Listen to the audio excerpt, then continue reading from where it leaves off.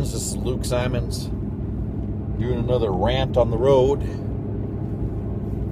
Today I'd like to talk about dressing for success. You know, there's a lot of different sayings. I don't have them wrote down in front of me, but I'll try to wing it. One saying is don't dress for the job you have, dress for the job you want to have.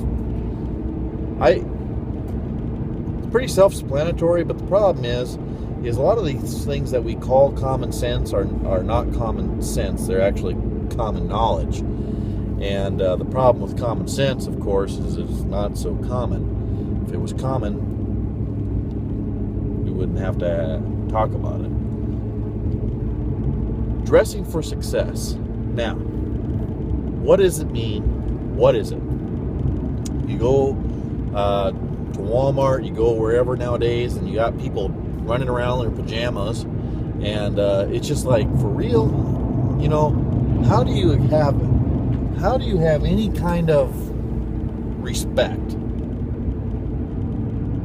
when you're dressed in your pajamas? But it doesn't stop there. You know, a t-shirt was meant to be an undergarment. That's what it was meant to be. Now, when I was young, I wore t-shirts, and you know, looking back in my pictures and whatnot, I thought, man, I look like a bum. Like I feel horrible.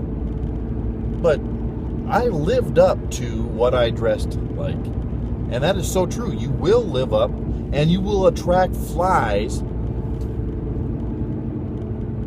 If you dress like a thug, it'll attract thugs, therefore you will end up being a thug. The old saying is, you show me who your friends are, and I'll show you who you're going to be like in 5 years.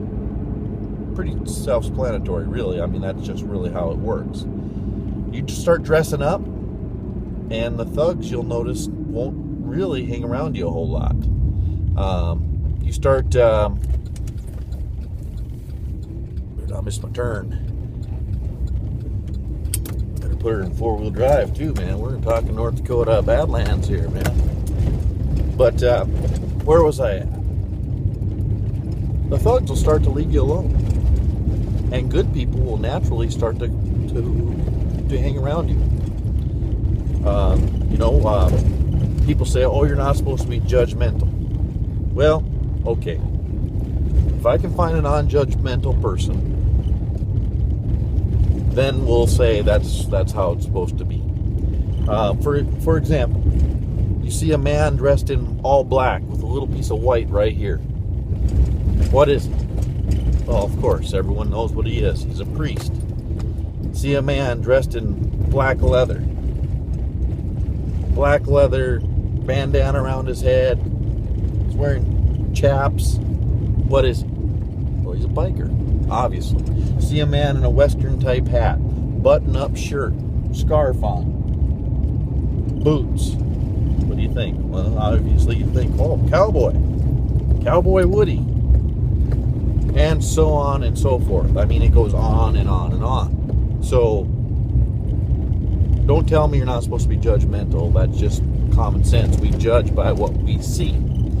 A college article that came up that comes to mind was they took a group of kids, of young men and ladies, I should say, college students, and this group had a college professor for one semester, and they had him the students, they had him do a one paragraph in depth of what kind of person he was. Then they took the person's family and colleagues that he'd been working for dozens of years with, and they did the exact same thing, wrote one paragraph about him. Then they took a group of students that had never been through his class, never met him before, didn't know anybody that did know him, brand new students into the college, and they watched, I believe it was like a 15-minute clip of his teaching. and they had them write down one paragraph. Would you believe that every one of those paragraphs said the same thing about him? Well, obviously science would tell us, in that study anyways, that a 15-minute, and arguably less, we can know the type of person someone is in 15 minutes or less. Now, that's unbelievable. And the cool thing is we live in a world where you can change who you are. We can change it. It's not easy, but it's changeable. That's where I disagree with Dr. Laura, whatever her name is, Lessinger or something like that. Now, what we're talking about is dressing. To dress up or dress down. If you get pulled over by an officer, there's a book, before I get into that, the book is called Dress for Success. I don't even think it's in print anymore. You can still get it probably on Amazon or eBay. Great book. You got to have it in your library if you don't have it. One of my mentors in my life told me it was a must read. And I didn't take his advice then, but I since have. And I'm not going to really do a commentary on the book or anything like that, but it is a must read. And it's very, very inclusive of what, whatever. But dressing to fit an occasion is key. You get pulled over by a policeman and you are dressed like a thug. Guarantee you, whether we like it or not, it is not a real world. This is the real world. I'm sorry.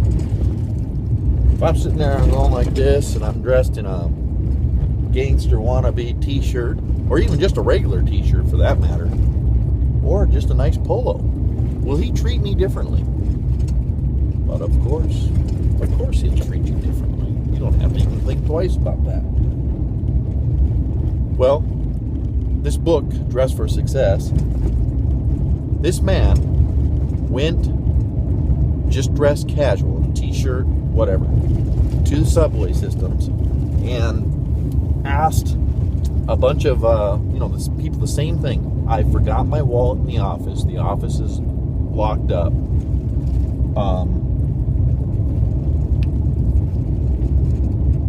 Could I borrow? I think he said like $1 or 50 cents, whatever. It doesn't really matter.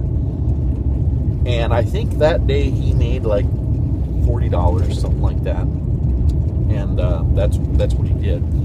The next day he went, same exact place, same exact times, same exact crowds, and he went as a bum, and he made like $30-some. Now this book was written back in the 80s, early 70s, maybe late 70s. And the day after that, he went in a power tie, power suit, and I believe he made like $300 or $400. That should speak for itself. Dress for the job that you want. You know, maybe you're just working at McDonald's or Hardee's or whatever. Hey, dress up. I know a young man right now I'm quite fond of. He's working at a place called Menards, and he dresses up in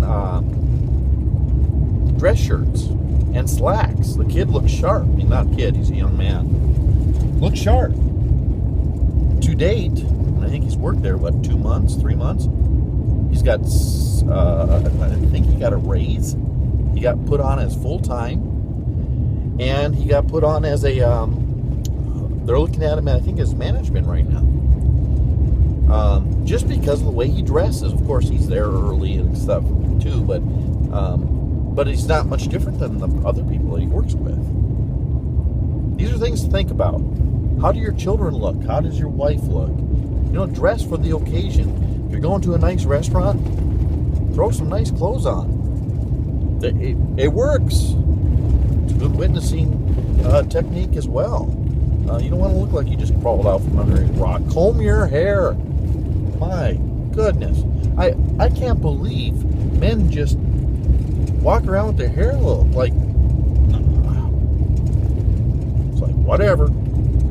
Good luck on that. You probably, we should be wanting to achieve in life. That's what we should be wanting. We should be, the story of the talents come to mind, right out of the scriptures.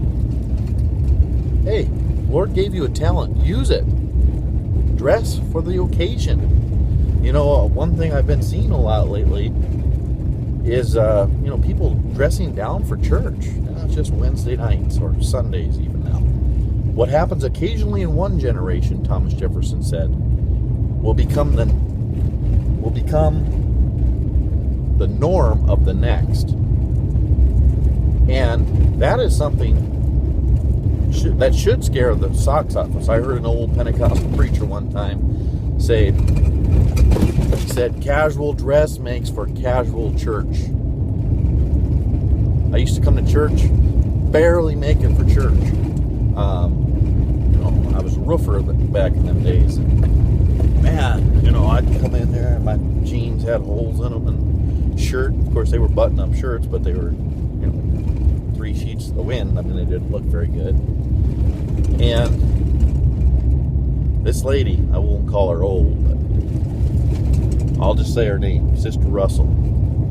Sister Russell was one of a kind, and a great lady at that. And she'd come up to me, and she's a Hispanic lady, and she's talking just like only the way a Hispanic lady can talk. I love it.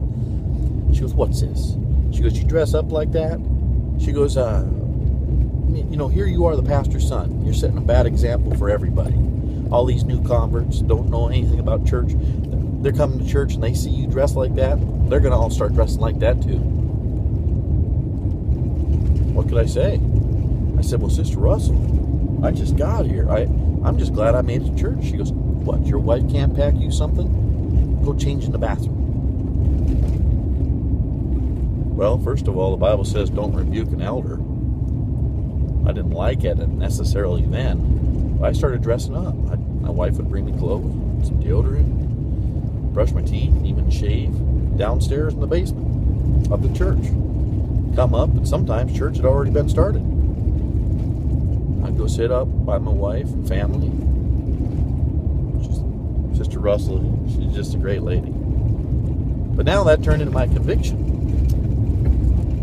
It is so true. What you do casually now, your children will do normally. We can make fun of other churches or whatever. People come to church in shorts, and people come to church in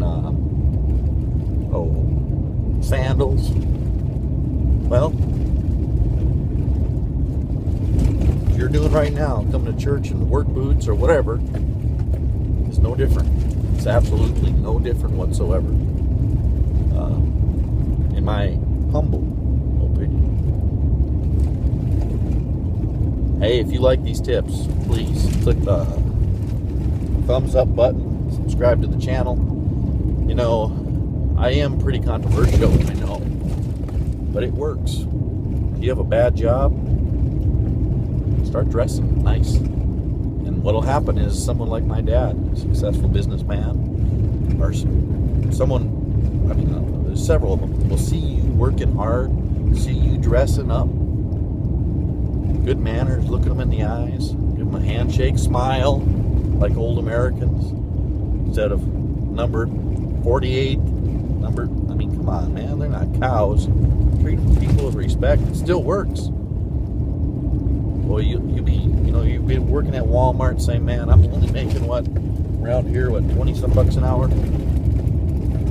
Pretty soon you'll be the manager. That's how that works. Truly, truly is. Right now I'm driving through God's country. Well, Americans, let's get back to our roots of God, dressing up, looking good, being good. Let's change things one thing at a time.